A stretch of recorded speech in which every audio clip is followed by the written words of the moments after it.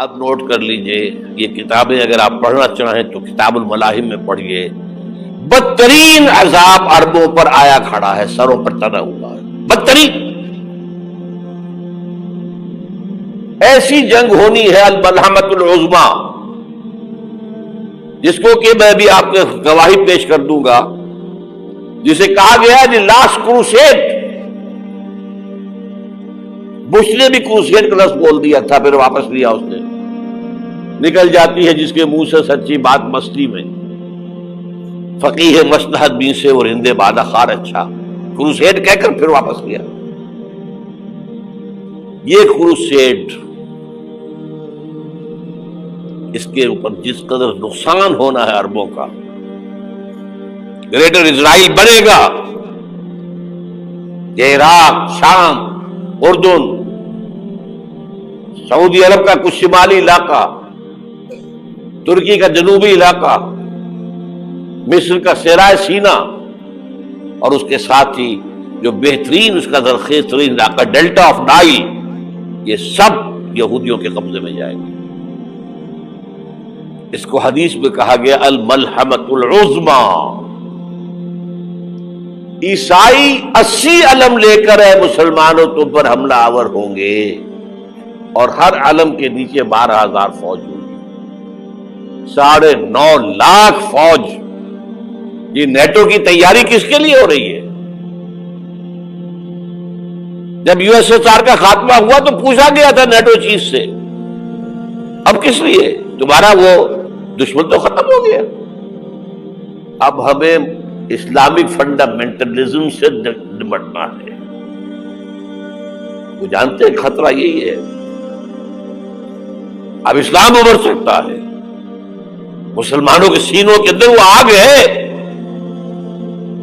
اوپر خاکستر آ گیا ہے، تمہیں اٹھانا بیٹھنا، یہ اندر تو انگارہ ہے، اوپر سے راکھ ہے، اس سے دھوکہ نہ کھا جانا ان کے دلوں کے اندر۔ اور بش نے کہا تھا مسلمان چاہتے ہیں کہ ہسپانیہ سے لے کر انڈونیشیا تک نظام خلافت قائم کریں، اور میں حیران ہوا تھا کہ اس کمبخت کو ہسپانیہ کا خیال کیسے آ گیا؟ ہمیں تو کبھی آتا ہی نہیں، اب ہم تو بھول گئے، وہ تو 500 برس پرانی بات ہے، جبکہ وہاں سے ہمیں نکال دیا گیا تھا۔ اگرچہ اقبال نے کہا تھا ہے ارض فلسطین پہ یہودی کا اگر حق، ہسپانیہ پر حق نہیں کیوں اہل عرب کا؟ ہسپانیہ میں تو 800 سال حکومت کی مسلمانوں نے، اور ابھی 500 برس سے گزرے ہیں نا۔ یہودی تو ارض مقدس سے 2000 سال نکالے گئے، انہیں نہ کیا بات کیا گیا، عربوں کے سینے میں خنجر بھونک دیا گیا۔ وہ چھوٹا سا ملک جو چاہتا کرتا، کوئی پوچھنے والا نہیں۔ امریکہ جیسے اپنے بیٹے کی حفاظت کرے ویسے کرتا ہے اس کی۔ اور حضور نے فرمایا ہے وہ جنگ جب ہوگی تو ایک باپ کے اگر 100 بیٹے ہوں گے تو 99 ختم ہو جائیں گے، ایک بچے گا۔ یہ حدیث ہے، حدیث ہے صحیح۔ اور آپ نے فرمایا ویل للعرب من شر قد اقترب، عربوں کے لیے ہلاکت ہے، عربوں کے لیے بربادی ہے اس شر سے جو قریب آ چکی۔ اور آج جس طرح انہوں نے ان کی تہذیب کو اختیار کر لیا ہے، دبئی جا کر دیکھیے، بدترین مغربی معاشرہ جو ہے وہ دبئی کے اندر ہم نے قائم کر کے دکھا دیا۔ اب سعودی عرب اس راستے پر بڑھ رہا ہے۔ اور اس کے بعد نمبر 2 پر جو ہے ہم پاکستانی ہیں، لیکن میں اس کے وہ پہلی بات جو کہہ رہا ہوں وہ تو یقینی ہے، اس میں تو احادیث صحیحہ موجود ہے۔ اگرچہ اس کے بعد پانسا پلٹے گا، پھر حضرت مہدی کا ظہور ہوگا، حضرت عیسیٰ کا نزول ہوگا، اور وہ گریٹر اسرائیل گریٹر گریو یارڈ بنے گا یہودیوں کا، ایک ایک یہودی قتل ہوگا اور دفن ہوگا۔ یہ بات میں ہونا ہے، میں پہلی بات پر کر رہا ہوں۔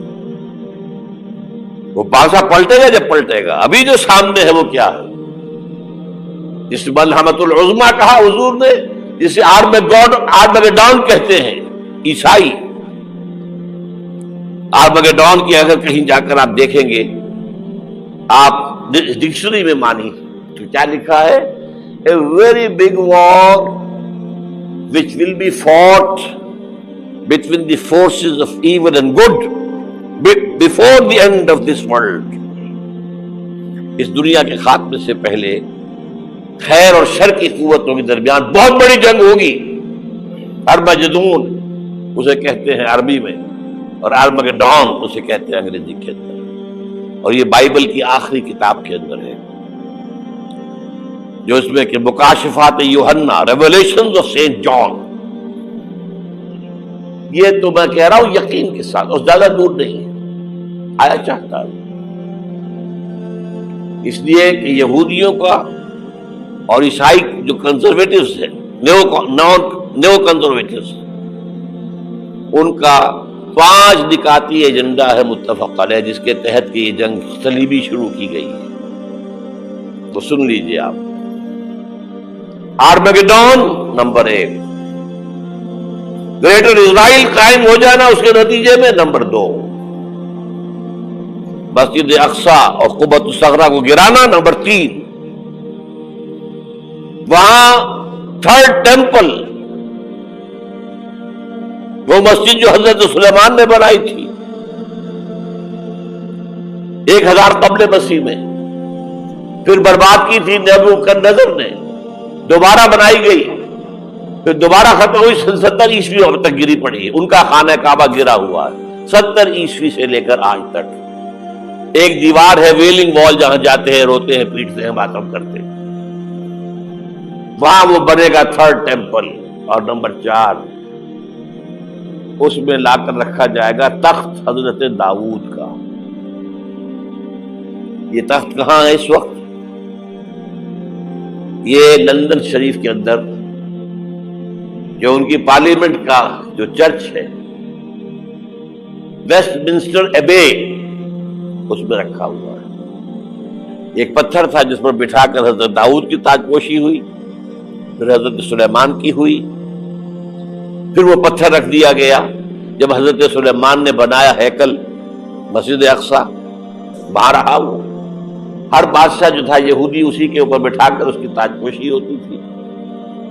सन 70 में टाइटस ने गिराया उसे, हैकल को, वो पत्थर ले गया, वहां से रोम गया, रोम से आयरलैंड गया, आयरलैंड से स्कॉटलैंड आया, स्कॉटलैंड से इंग्लैंड आया, और अब वो रखा हुआ है 14वीं सदी ईस्वी से आज तक। वो वेस्टमिंस्टर एबे में रखा हुआ, एक कुर्सी की सीट में उसे बना दिया गया है तख्त की शक्ल। अब अंग्रेजों में कोई मलका हो, कोई बादशाह हो जिसकी भी ताजपोशी होनी, उसमें हो, ये लाकर रखा जाएगा थर्ड टेंपल में।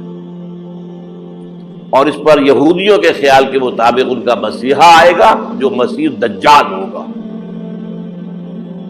ईसाइयों के ख्याल के मुताबिक हजरत ईसा आएंगे, वो हमारा भी ख्याल है हजरत ईसा आएंगे अलैहिस्सलाम। बारह ये तो बात की बातें है ना, इस वक्त जो मैं अर्ज कर रहा हूं, अरबों पर बहुत बड़ा अज़ाब, और पाकिस्तान का मामला अलबत्ता ये है, मैं यकीन से नहीं कह सकता। हैंगिंग इन द बैलेंस, हो सकता है अल्लाह ताला हम पर रहम फरमाए, हो सकता है, अगरचे उसकी कुछ शराइत होंगी। चमन के मालिक अगर बना ले मुआफिक अपना शार, अब भी चमन में आ सकती है पलट कर चमन से रूठी बहार, अब भी हो सकती है। और यह भी हो सकता है कि अल्लाह ताला ने मौजूदाना तौर पर हमें मुल्क दिया, हमने अल्लाह से बदअहदी की, वादा खिलाफी की, गद्दारी की, लाजा सौदा दी जाए और हमसे ये मुल्क छीन लिया जाए। It's just possible. दूर न समझे, इसे अनहोनी बात न समझे। जो घेराव हो रहा है आपके मगरिब में नेटो फोर्सेस और मशरिक में भारतीय फोर्सेस गिद्धों की तरह बैठे हुए इंतजार कर रहे हैं पाकिस्तान और डिस्टेबलाइज हो जाए, यहां और बदअमनी हो जाए। अब लाहौर में फिर आज धमाके हो गए हैं। 2 दिन पहले का धमाका मैं सह के आया हुआ हूं, आपके सामने बैठा हूं।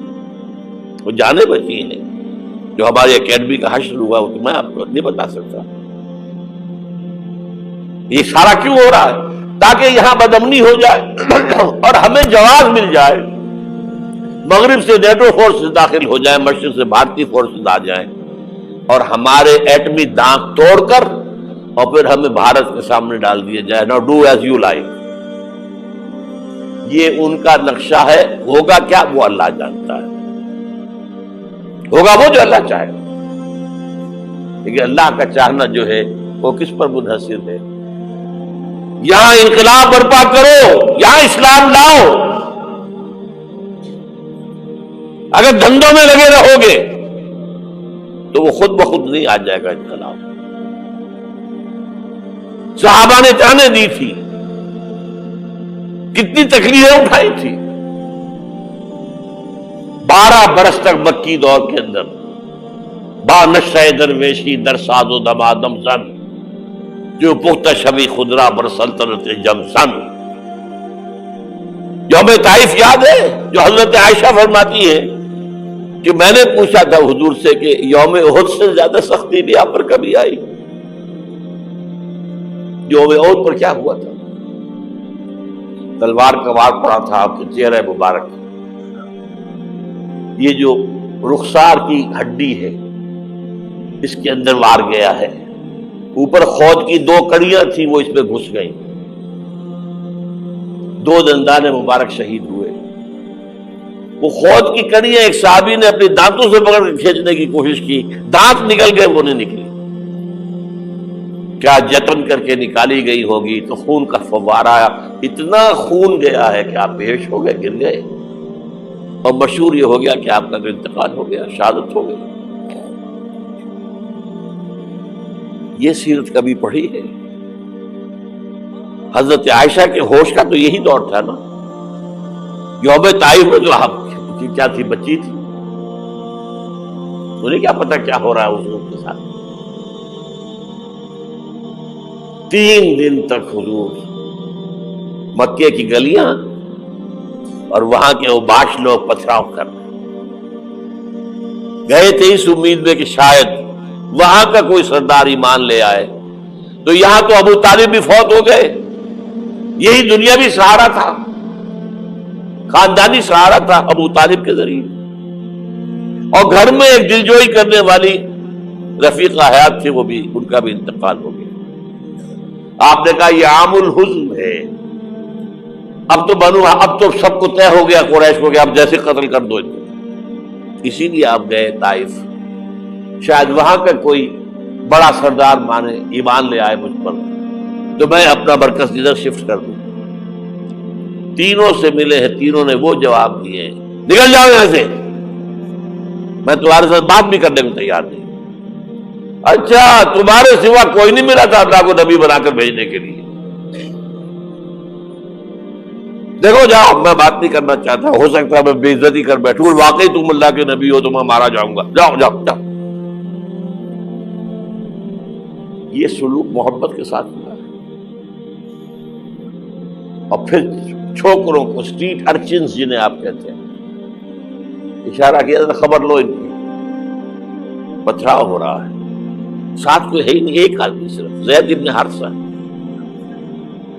اب سامنے سے پتھر آ رہے ہیں تو حضرت زید آگے آ جاتے ہیں، ڈھال بنتے ہیں. مجھے لگے پتھر حضور کو لگے، اب پیچھے سے آ رہے ہیں. چاروں طرف سے تو ڈھال نہیں بن سکتا. جسم لہو لہاب، خون جا کر جوتیوں میں جم گیا ہے، جوتی اتر نہیں تھی. پھر وہاں سے واپسی پر جو دعا مانگی ہے، اللہم الیک اشکو ضعف قوتی وقلت حیلتی وہوانی علی الناس. اللہ تیری جناب میں فریاد لے کر آیا ہوں اپنی قوت کی کمی کا، اپنے وسائل کی کمی کا، اور جو ذلت و خواری ہو رہی ہے لوگوں کے سامنے. الا من تکلنی، مجھے کس کے حوالے کر دیا ہے؟ الا بعیدی یتجہمنی، یہ میرے اوپر ہجوم کر کے آ جائے، حملہ کریں.